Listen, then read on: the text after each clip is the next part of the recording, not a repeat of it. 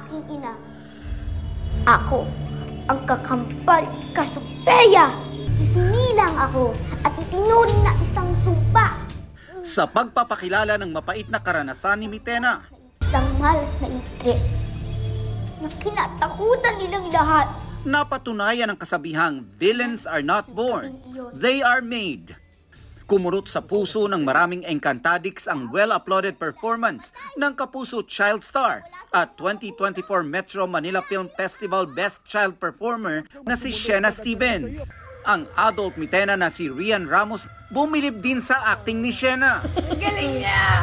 I'm so proud of Sienna. I got to work with her nung sa Royal Blood pa lang. I think she really killed it as Mitena kasi habang pinapanood ko yung mga eksena niya, grabe, dalang-dala ako. Never ako naiiyak sa sarili ko pero nung nakita ko yung performance talaga ni Sienna, dalang-dala ako. Full of love daw ang nararamdaman ni Rian, lalo't nakakarating sa kanya ang feedback ng Kapuso viewers.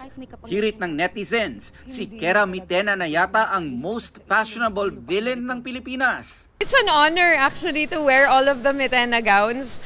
You can see na every part of our show is really beautifully made. So it helps me get into character.